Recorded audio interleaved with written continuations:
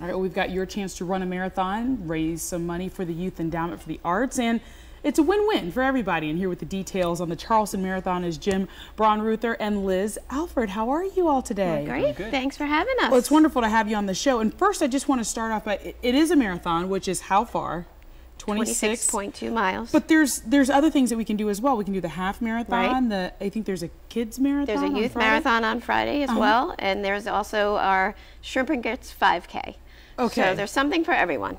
For sure. And before we really get into it, let's talk a little bit, Jim. What exactly is the money going towards? Because this is a great foundation. Right. All of the money goes to the Youth Endowment for the Arts, and then through that it comes to the fine arts programs in the Charleston County School District. And I put together just a quick list. Last year we raised $40,000 in our first marathon. And we had many grants that the schools could use, and we had 2 schools got steel drum bands out of it, the equipment for that. We have 1 school got 26 violins for their students to play, and I know you used to play the strings orchestra. I'm trying to get back into it, but I think that's what people need to understand, is it's not, money doesn't grow on trees, and the arts are not treated like sports. It's very difficult a lot of times to get funding, and kids really want to play these instruments, and sometimes they can't afford it, and the school can't afford to get them for them. So this is amazing. And I tell people all the time, we have an incredible superintendent who does support the arts, but there's always more need than there are the resources for. Right. So we need the support, and we need these helps. All right, well, Liz, where does the Charleston Marathon come in? I think you have, what, 3,000 people registered so far? Our numbers are up from last year, which is great. Yeah, and then we always have our last-minute people that register. Right. That wait till the last minute. Okay, well, what we've been doing, we're trying to get people here at the station to do it. So Dave and I, your favorite weather guy, we're going to run the half marathon. Awesome. So 13.1 miles is the first time Dave and I have ever done something like this. Our news director, Kathy, she's going to run the half marathon. We've got somebody else running the full marathon. That's great. This is literally going to be the time of your life. I mean, this is going to be, look how much fun these people are having. And I heard last year the weather was great for running. It was wonderful. It was a little chilly in the morning, but then it warmed up. And then after the race, you know, everyone that participates gets a medal. Okay. And we have our Shrimp and Grits Festival after.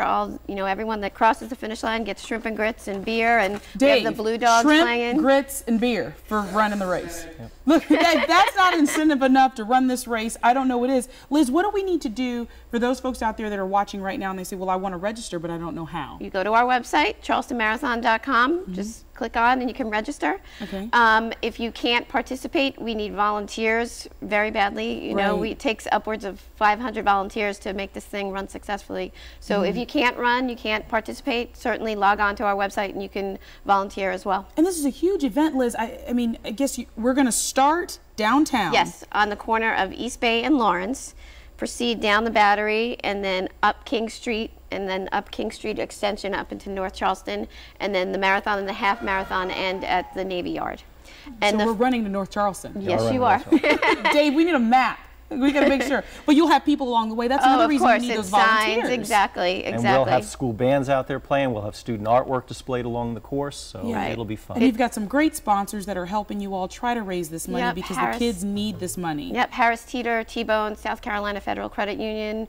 We have just all local businesses, you know, have done some in-kind donations. So it's really, truly a community event, especially with the marriage of the Charleston County School District and all the kids participating in the youth marathon and then coming in and playing along the route.